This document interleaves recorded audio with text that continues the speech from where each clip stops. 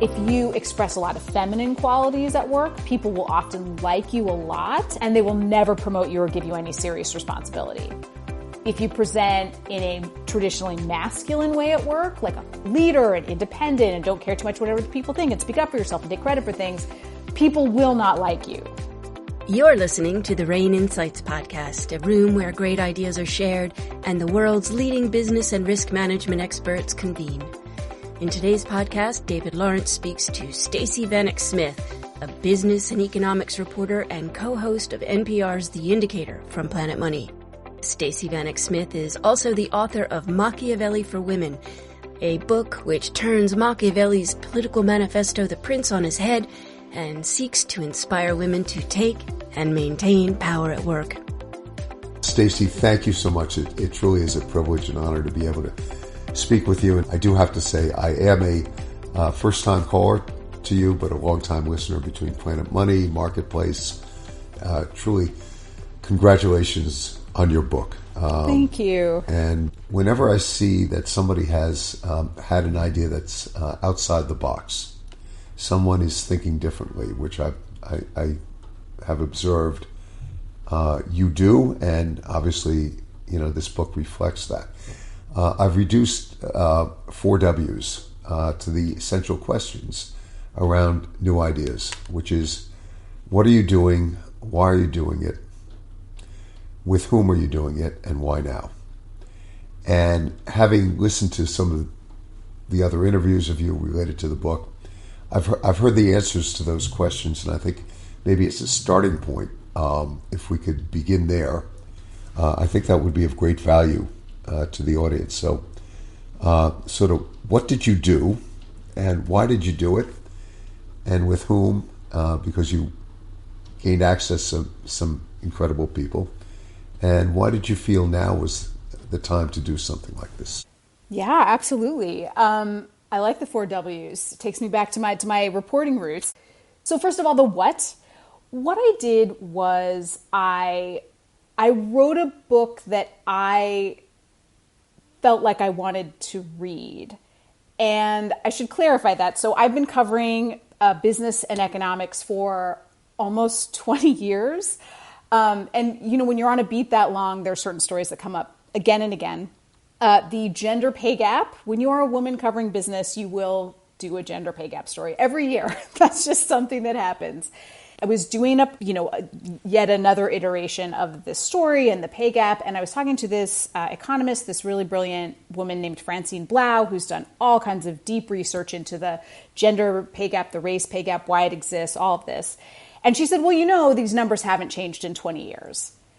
And for some reason, that I could not get that out of my head, because that was longer than my whole career. I'd seen so much transformation in the economy, so much change, so much growth, so many amazing things happen in the economy, entrepreneurs, just incredible innovation, that the fact this had been stuck seemed almost impossible to me.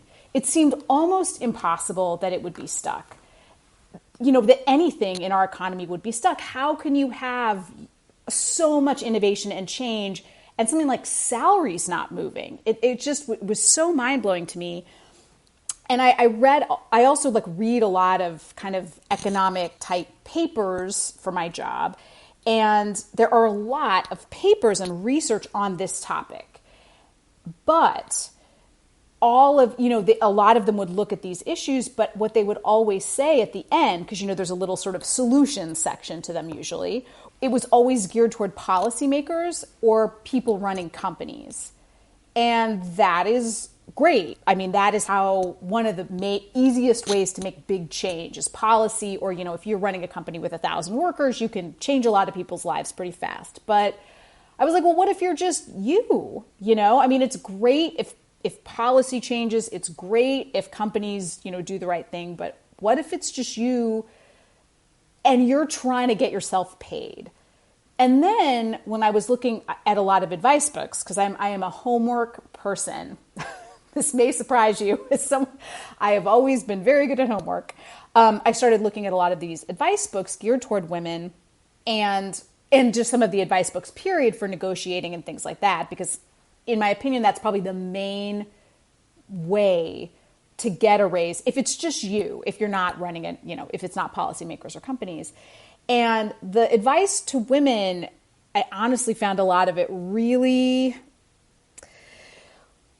cringy, for lack of a better word. It was very kind of like, you go girl and all this, but more than that, a lot of it just didn't seem to be quite grounded in reality. It was kind of like, you walk into your boss's office and you tell him he needs to pay you more. And I was like, well, yes, it's not like I've never had that fantasy in my head, like probably millions of times, but I don't think that works that well. And then when I read kind of the more general negotiating books, and there's some really great ones, a lot of those techniques I tried and then they didn't work. So it was a combination of all these different things. And I was like, I want a book that looks seriously at the gender pay gap and the gender promotion gap, because I actually think that's a little squishier to talk about, but it's probably more important than the pay gap. I wanted a book that would look seriously at that, look at some of the numbers and the data and the research, but then also have some advice. And I didn't want to give any advice that wasn't based in research. I was like, what actually works? And specifically, what works for women, for marginalized workers? Like, what actually can we actually do that will work in the world that we're living in now, with all the issues, all the good parts and the bad parts that it has? So that is the what. And I guess also a little bit the why. And actually the why now, nothing had moved. So yeah, why now? Nothing had moved. That's exactly right. And right now, especially post-pandemic, in our strange world that we're in now, I do think this is a really powerful moment for all workers. I mean, I feel like after COVID, there's like the flexible work and like workers kind of leaving the workforce now. I feel like employees have more power right now than they've ever had, than I've ever seen at any point in my career ever. And I feel like also there's an openness from employers that I've never seen before. I think a lot of it was like everyone had to kind of rethink things during the pandemic, like how, rethink systems, open up to different possibilities. So I think there's an openness from companies, a lot of power that workers have. So now I think is a really powerful moment for change. I really do. What's interesting, Machiavelli wrote The Prince when he was in exile. You were working remotely during COVID. And if I were to open up my laptop and you were to see some of the notes I've been making on the various topics, you'd probably be a little bit worried that this is a Unabomber, Ted Kaczynski manifesto that I'm putting together. But there is something about events that cause us to stop and think, put us on pause. I used to joke during my days at Goldman, I should never go away on vacation. It takes me, 3 days to decompress. I start to enjoy myself. I start to question what the heck I'm doing with my life and what's going on back there. And then, of course, at the end of the vacation, I'm catching up. So I'm curious why Machiavelli and what drew you to The Prince, which I'm sure in college you read it. I read it. It's almost required reading in many fields of study. And what were the lessons or advice that sort of brought your rereading? And I've heard you say you've reread it close to 100 times. Yeah. That sort of distilled the ideas that there were lessons here that were applicable to the workplace and applicable to women and applicable to the opportunity or the potential for closing what I'll refer to as, I'll call it the equality gap, so that opportunities within companies, you can talk about money, you can talk about job positions, you could talk about the ability to pursue what you're actually interested in that a company is doing. But what kind of distilled this for you? The why Machiavelli question is a really good one, because Machiavelli actually came very late for me. So I had this idea, all these things were kind of knocking around in my head. And I was talking to my editor, and I was telling her all of these things, and I was like, I couldn't square it. I was like, I just don't understand salary. I was like, companies are getting wealthier. Women are getting degrees in higher and higher numbers every year. Women are breaking into all these new fields in greater numbers every year. I don't understand how the salary hasn't moved. It just doesn't make any sense. And my editor threw off this line. She was like, well, it's almost like women need Machiavelli. And that really, I don't know why, but that totally stopped me in my tracks. You're totally right. I read The Prince in college, and I hated it when I read it. I was, listen, I work in public radio, right? Like the killer instinct is just like, actually there is quite a killer instinct in public radio, but it's, I was just like, I was very idealistic at the time that I read it. And I was like, this is so basic, it's like how to seize power, how to conquer people, how to bend them to your will. And I just had no interest in any of that. I hated the book. I think I didn't entirely read it because I hated it so much. I was just like, oh, I've got the gist of this guy. It's like super capitalist. I had no interest. But for some reason, when my editor said that, it sparked something in me. And I just ordered the book on my phone. Like as we were talking, I just ordered a copy of The Prince. And it's very short. It's like 40, 50 pages. You can read it in a sitting. And so I read it. I went to a cafe. This was before the pandemic. And I read it cover to cover. And by the end of the book, not even the end, the beginning of the book, I was like, oh my gosh, this is it. This is the reason. It helped me square this thing I couldn't square, which was how come women are making all these changes, all this data is changing. There are more women than men in law school. I think almost as many women as men in medical school. I think the numbers for business school are getting really close to parity. Just like, this isn't making any sense. And what Machiavelli said in the very, very beginning of his book is there are two kinds of princes. There's the inheriting prince and there's the conquering prince. The inheriting prince things are very easy. Everyone's just kind of like, oh, that guy, right? It's like your Prince William, right? It's like, you're just like, oh, well, yeah, he's a Windsor. That's what they do. They rule. Things are very easy for them. And in Machiavelli's opinion, you really have to mess up to lose power if you're an inheriting prince. But if you're a conquering prince, it's really different. He said, for a conquering prince, difficulties abound. Everybody's asking all these questions. Like, first of all, if you're a conquering prince, you probably had to make a lot of people pretty mad to get into power, right? A lot of destruction probably happened. Also, though, everyone's kind of questioning, like, why should we be doing what this guy says? Who's this guy to be telling us what to do? Imagine if another person tried to become the king of England right now. It would be really hard. Everyone's asking questions like, well, why that guy and not me? And why should I do what this guy says? Why should I pay taxes to him? I don't understand. And then he said, and I was like, that's the ticket. Women are the conquering prince. We are in all the workplaces and all the fields, all those things, but we're new to this kind of power, relatively speaking, and everybody's asking questions. And there's pushback that the conquering princes are getting that the inheriting princes are not getting. And that, to me, I was like, it helped explain at least the gap. So that's a great point, because I found the title of the book in some respects was a little misleading, because a good portion, if not the majority portion of your book was focused on the insights that you were able to glean by, I'll use your term, doing your homework and speaking to other people about their experiences, what worked, what didn't work, and getting their advice. And sort of, if you could expand upon that, you decided, okay, you reread The Prince. There's certain lessons about power and politics and how to gain power, how to sustain power, how to leverage power, etc. But you didn't stop there. But basically you said, okay, I have this, if I can use this term, basically I have a primer book here.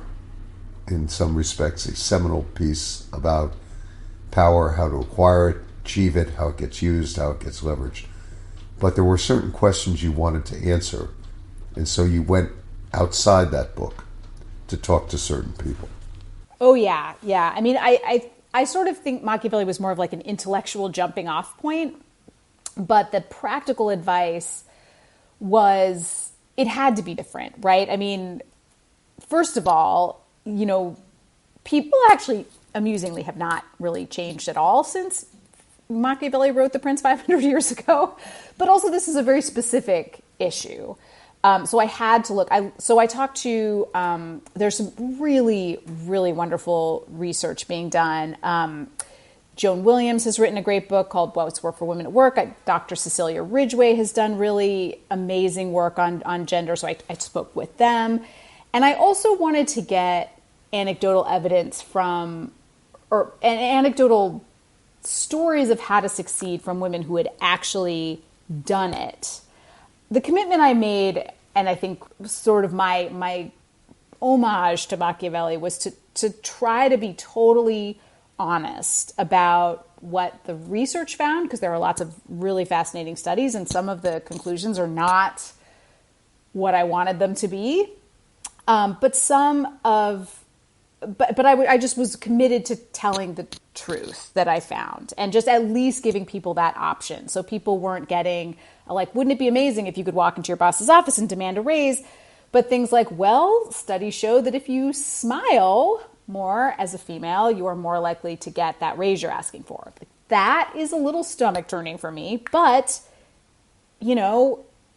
it works. And at least that's something that people can know. Does it mean you have to smile? No, it absolutely doesn't. You can make the choice. I have a lot of respect for someone who refuses to do that. But I wanted to give people the real story of what worked. And I was able to talk to some really amazing women that I admired so much, including Janet Yellen, Treasury Secretary, she wasn't Treasury Secretary at the time I spoke with her. She was between jobs, so to speak. But I was able to talk to Janet Yellen. I was able to talk to Sally Krawcheck, who was a Wall Street executive for years and has her own investment firm now.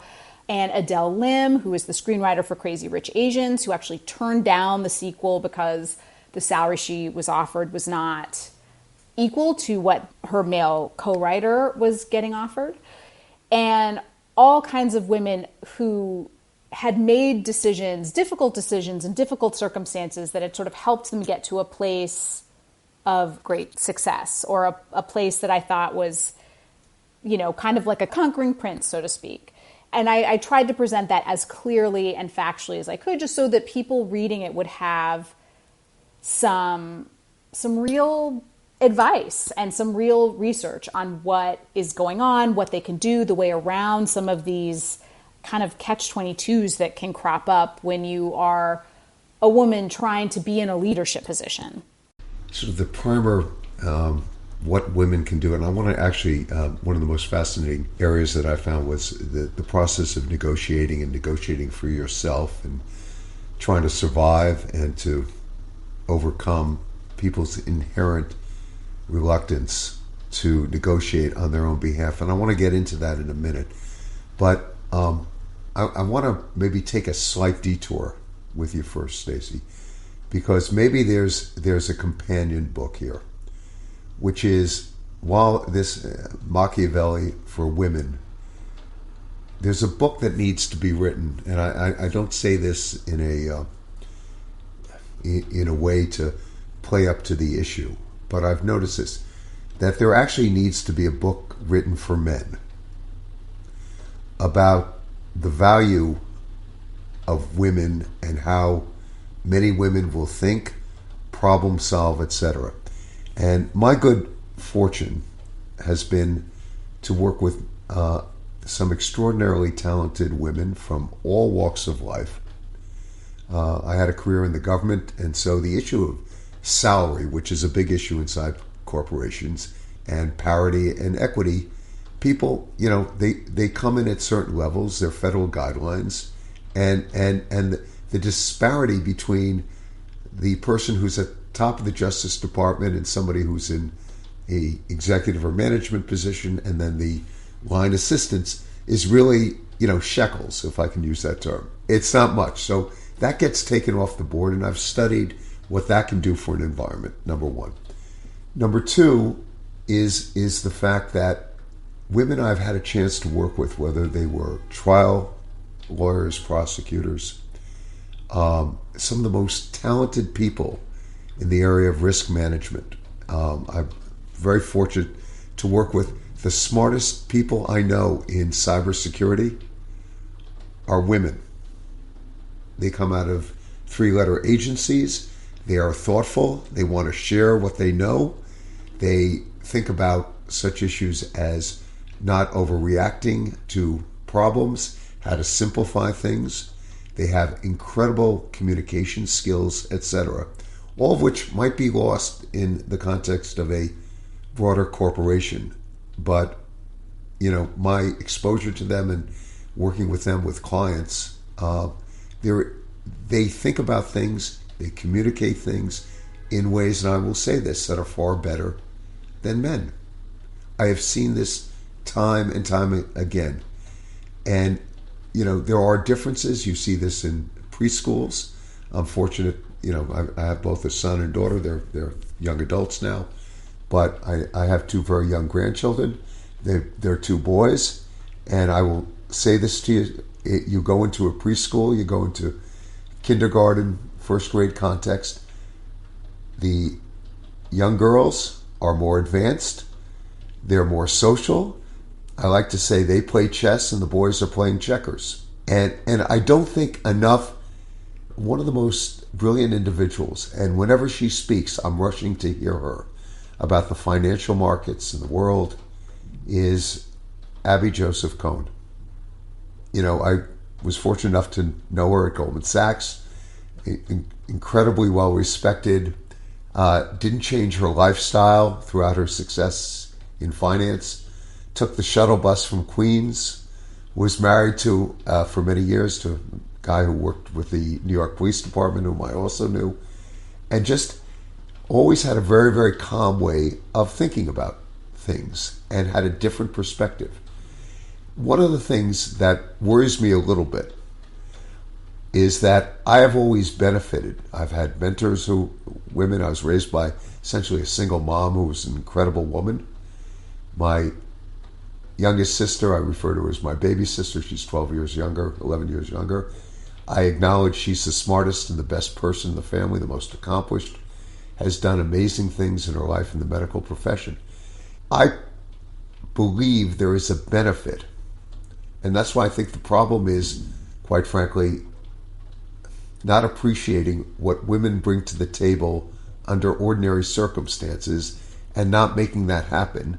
And the fact that you have to write a book and possibly draw out the lessons from Machiavelli that women might need just to make sure their ideas are heard, their perspectives are shared, their accomplishments are acknowledged, etc. That's what's troubling me a great deal. I don't know if that makes sense to you, because I worry that what many women innately bring to the table, and you see this, in academia, how they excel, somehow gets suppressed. And the notion that they need to change, or in order to have their ideas heard and to rise to a natural level, is rather bothersome to me, if that makes any sense. Yes, that absolutely makes sense. A couple things on that. So first, you're absolutely right. One of the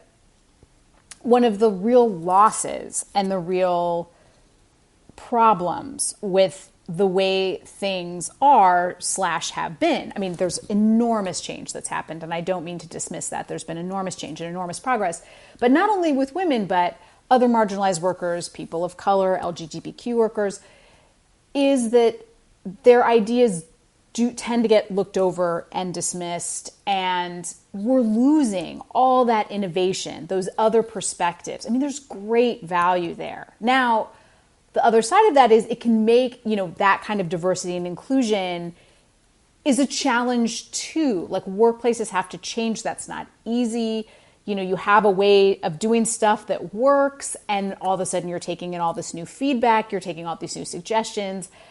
I do think that it would make our economy much stronger. I mean, just if you look at the problems that often get quote unquote solved by startups, like a lot of the problems that get addressed are problems of a certain socioeconomic group, and because those are the people who can get the funding, those are people who can get the venture funding and the backers and who have the networks that will get, you know, help get a business off the ground. But a lot of the ideas that really need addressing in this country, that socioeconomic group has no idea about because they haven't lived it. So yes, to your point, I think there's enormous amounts of loss when that diversity, those ideas aren't taken into account. Now the struggle, and I think you were pointing at this, and it certainly has come up a lot, is, well, in writing a book like this, is this becoming part of the problem? And I've heard this from women multiple times, many, many, many times, where it's like, well, hey, wait a minute. You know, I feel like you're saying like the workplace is, you know, very imperfect, and I'm just supposed to play this game. And if I play this game, does that mean that I am leaving maybe the special thing I have to offer, my perspective, my way of doing things at the door? It's like you have to conform if you want to succeed. And am I leaving what I really have to offer on the table if I conform in that way? And I think that is a question I thought about all the time. And it's true. I mean, I remember one woman was like, I was on a panel about women in work, and I could tell she was very successful in finance, clearly had dealt with a lot of this stuff, said, you know, I was so frustrated and angry when I read your book because here we are again, soft power. Like we have to smile, we have to make nice, we have to make our boss not feel bad for underpaying us. We can't be direct. Like, I can't believe you're suggesting this stuff. I can't believe this is still the advice that's being offered. And it was very hard to hear that, of course. You know, I care deeply about these issues, and I do recognize that my approach is troubling. I mean, some of it troubled me. The thing that I kept coming back to was something that Machiavelli said, and something that Joan C. Williams, who's an amazing gender researcher and legal scholar, said. So Machiavelli had this phrase saying, the times are more powerful than our brains. And what I take that to mean is that there are forces at work that are very, very powerful. It does not mean we can't deal with them and overcome them, but we have to work with them. Pretending like they're not there is probably not going to yield success. The other thing was, I was talking to Joan C. Williams. One of the things she recommends, women often find themselves in this double bind where if you express a lot of feminine qualities at work, people will often like you a lot and think the world of you, and they will never promote you or give you any serious responsibility. If you present in a more sort of traditionally masculine way at work, like a bit leader and independent and don't care too much whatever the people think and speak up for yourself and take credit for things, people will not like you. You might get some promotions, but in the end, there will be this feeling that like, I don't know, I don't like that woman. We see this a lot with female politicians. So we were talking about this what is known sometimes in sociology as the double bind. And it's one of the main reasons that social scientists have identified for why women don't get promoted, things like that. So one of the things she recommended was she's like, I present with a lot of like masculine energy at work, so I started wearing dresses more. And of course I was fascinated by this. I guess she had a young daughter at the time, and her daughter was obsessed with dresses. So she's like, I started wearing dresses, and let me tell you, things got way better for me at work. I was like, that's really sort of delightful that you're saying that, but like, that's also like really troubling advice. Like, wear a dress? Like, you want to get a raise, wear a dress? And she was like, no, it is. She's like, listen, I wrote a book called What Works for Women at Work, not what should work for women at work. Like, this is the world we're in. She's like, do I think that it's better to sort of live on principle at the cost of not rising through the ranks in a workplace or getting paid a lot less? She's like, no, I don't agree with that. I think you have to see things as they are and work with them. So I thought about that a lot too. I did always try to find solutions that involved the least amount of that kind of compromise. But nonetheless, that kind of compromise is a lot of what the book is about. I struggled mightily with it, but it is part of why Machiavelli is at the heart of this book. It's like, okay, what are the reactions you're likely to get if you ask for more money? Studies show people have a really adverse reaction often when women ask for more money, sort of a does she think she is? People automatically consider you less desirable to work with. You are less likely to get a raise if you ask for one than you would if you were a man, et cetera, et cetera. It's like, okay, so how do you get a raise in this environment? Taking all these things into account. And so that is the approach that I took. But it's such a good question because it's the part that's the hardest to talk about. And it's the part that I struggled with the most in writing the book. And it's the part that I felt like was the heart of the book also. The takeaway, look, the famous Japanese iconic film Rashomon, where different people witness the same event and can walk away with very different perceptions and conclusions, and they're all plausible. And it's a funny thing, and maybe because I'm a male, maybe because of the good fortune I've had to be mothered and to have two remarkable sisters and a remarkable daughter and the women I got to work with. I actually, in reading the book and skimming parts, and I'm going to go back to it, but listening to you being interviewed, I actually took your book as a call to, we'll call it, the people, the deciders within organizations.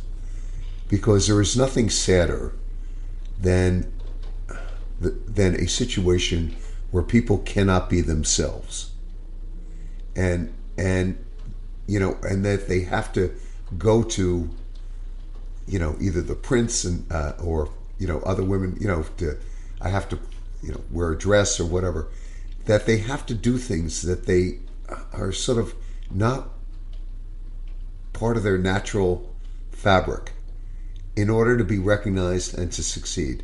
Now, if you're in some professions, and by the way, I'm going to digress once more, Stacey. I actually think that your writing this book was the ultimate Machiavellian event. Really? Tell me. Yes, I will tell you why. I will tell you why. Because in writing it, it was in many respects, you're dropping a giant FU bomb to anyone who would try to F with you in the future. Oh. That you are, look at what I did on my own, okay, in my own time, during COVID. Here are the people I was able to reach. Here are the people I was able to speak. Here are the lessons I learned along the way. Do you really want to negotiate with me? Do you really want to get in the room with me? Really? And by the way, we'll talk, but if we can't come to an accommodation, I have options. Okay? I'm out of here. Well, I like that take on the book for sure. And that's one take, but I also, this is a message as much to the deciders, and I'll say to men, because, the vast majority of executives and corporations and even agency heads within the government are men. Oh, yes. This is as much, how should I say, a book that should be saying to them, don't make your human capital have to figure this out in order for them to contribute to your organization, to have their talents recognized, their ideas heard in the room, etc. Break down those barriers. And I'm dating myself a bit, okay? No, that's super interesting. Okay, and I'm going to tell you a story. When I was at Goldman, we're thinking about going to certain markets. I'll even mention the market. It was Russia. I reached out to some of my government contacts. I said, obviously, on a non-confidential basis, and it was known we were putting our toe back in the waters in Russia. I said, I would really appreciate a briefing by some of your smartest people in the intel community about what's happening in Russia now and who's emerging and what people arguably you can deal with and who to stay away from, etc. Like, okay? what does this place really look like? Yeah. Right, because the government's been studying this for a long time, and let's not benefit. Cold War, I know. They allowed me to do homework at Goldman, and there was a model for as fully informed decision-making as possible. Smart, right? There's so much money at stake, you know? Okay, so they send up their people from Washington. There are 5 men and a woman. And the men are doing the presentation, they're answering the questions, etc. We're about an hour plus into the session. I asked a question. And the person who was organized has said, well, actually, so-and-so would be in the best position. It's a good question, David. She's been focusing on those 2 people in particular and knows a lot. I will tell you, within 3 minutes of her speaking, I knew who the smartest person was in the room and whom I wanted to align with. 5 guys, 1 woman. She's not speaking. They're presenting. Hour and 15 minutes into this. Fortunately, I asked that question, but it was so clear.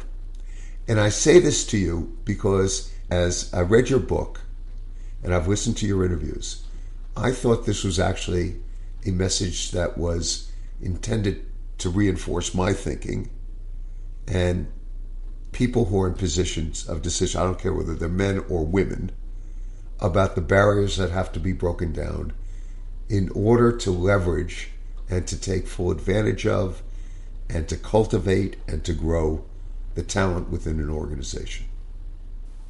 Yeah. I love that story because one of the things that I thought was going to be a really hard thing to tackle in the book, and actually ended up, there was so much research about it, I couldn't believe it, was exactly what you're saying. Like, who speaks up in a meeting, who doesn't, who gets interrupted. And I was like, oh, there's not going to be anything on this. It's like, it's so hard to get at. It was just like from my own personal observation. And there was an amazing study of the Supreme Court and the justices of the Supreme Court, because it's all on record, right? Everything is logged. And I know this study. This is, you're going to amazing, make a great right? point. It's amazing. It's unforgettable when you read it. But basically, they looked at all the Supreme Court logs, and it was about interruption. And as it turned out, the female justices were interrupted by the male justices way more, 3 times more, I think it was, than the male justices interrupted other male justices. But what was truly striking was there's a rule that the lawyers are not supposed to interrupt the justices, which A, makes sense, and B, just seems smart, because if you're arguing a case before the Supreme Court, you want the justice to like you, and if you're interrupting them, they're probably going to like you less. I mean, it just seems like, but the lawyers, even though it wasn't permitted, would interrupt the female justices constantly. I mean, it was amazing. And these transcripts, they had like Ruth Bader Ginsburg, especially, there was like some really delightful examples, but it really did kind of reinforce this feeling, this kind of gut feeling I had that, it seems like, who speaks up in a meeting, as you say, it is not necessarily the person who knows the most. It is not necessarily the person who has the most ideas. Meetings are a little, it's like a little power event, right? I mean, who speaks more? I mean, and who gets to interrupt who? I mean, if the CEO interrupts the intern, that's probably not that big of a deal. If the intern interrupts the CEO, like that would blow everyone's mind. Like, you cannot do that, right?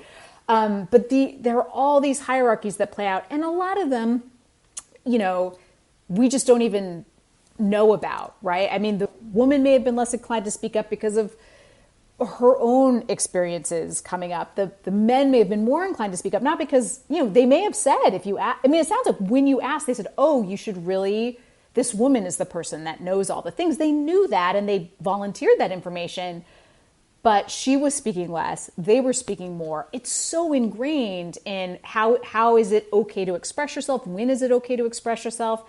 A lot of the issues, and this was one of the things that I really thought about a lot too. A lot of the issues are inside of us as well. How often have I talked myself out of asking for more, or speaking up in a meeting, or floating an idea? So many times, way more times than I've been shut down by a colleague or a man or whatever, I have shut myself down.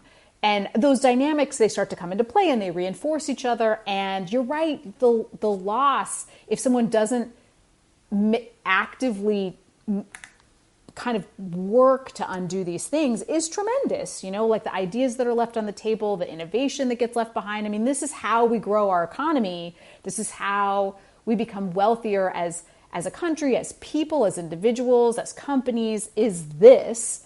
And it's so tricky, right? I mean, people with the best intentions. But that's kind of what is so insidious and interesting about this problem too. Yeah, and I'm going to go back to something you said earlier. As you reread Machiavelli, so little has changed about human behavior, right? So little has changed. And, or I'll quote the Bible, I think it's the book of Ecclesiastes, there's nothing new under the sun. and I think that there is a challenge, and that's what the book underscored to me, okay? That there is a challenge that leaders have to be conscious about the range of human behavior and what can suppress, what can oppress, what can depress people that are within the range of what I'll refer to as, whether it's a private sector company, a public sector company, etc. This has to be a constant process. You've written about and you've spoken about negotiating and how to, salary. Okay, we have new laws about salary and compensation transparency, so people arguably can look up and see the range for their position when something's posted and stuff. The Wall Street Journal just a couple days ago had an article about how companies are struggling to keep up with that transparency law. But as you have said, policy can help. But I think your book was a call to individual ownership, that people actually have to own this issue and what is needed to retain talent, attract talent, and make sure that the talent actually is, finding its natural level. Oh, I do. I really do think that's true. That you just miss so much. I mean, it's not only a question of ethics and giving people a fair shake, which is, I think, what we all love. I think everybody loves that idea about the American dream. It's such a powerful one. Like, you can make something extraordinary of your life, no matter what your background is, no matter where you came from, no matter how humble your beginnings, you've got a shot here. And I think no matter what, how much we disagree on everything else, I think most people would say that is what they want to see in the economy and the world around them, is that.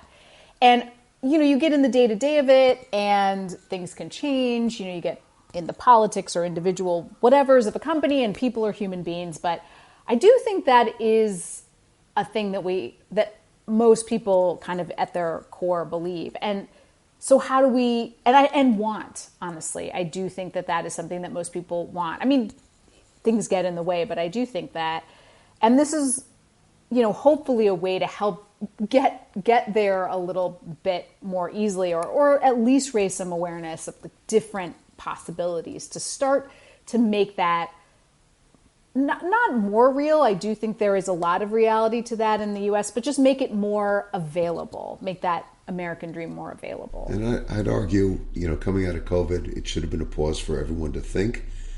And the benefit of being in a democracy, between books and broadcasts and social media, there are a variety of ways to be a didactic learner in our society, to rethink assumptions.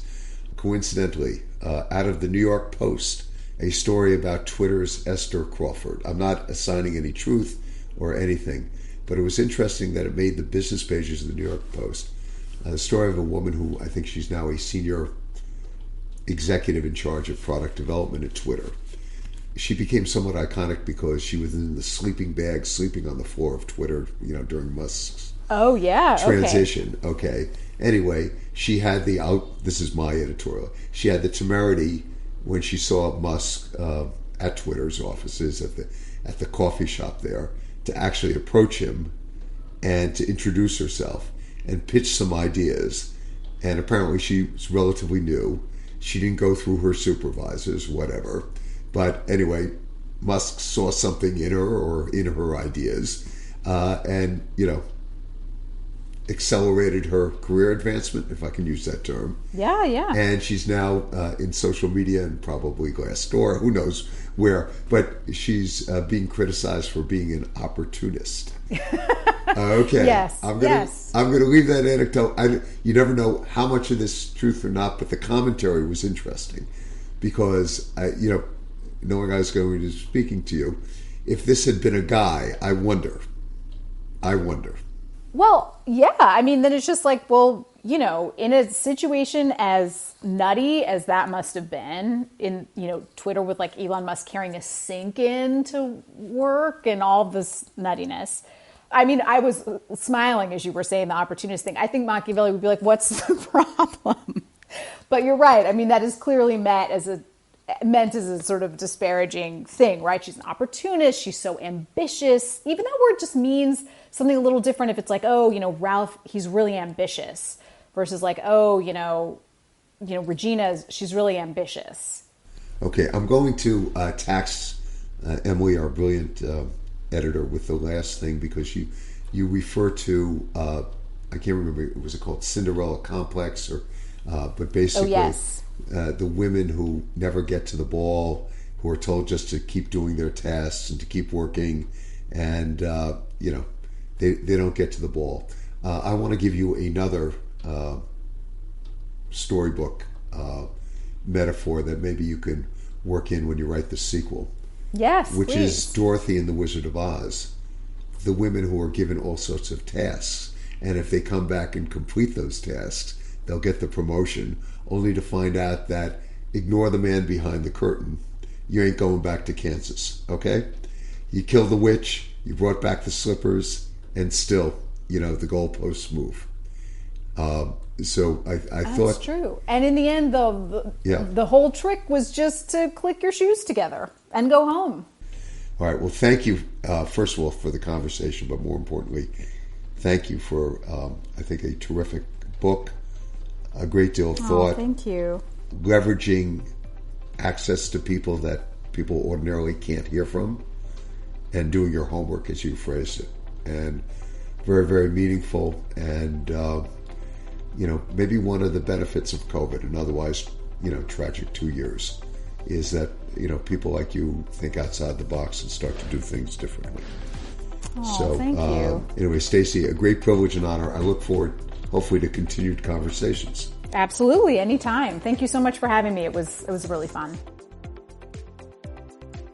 Stacey Vanek Smith is the author of Machiavelli For Women. David Lawrence is the founder of RANE.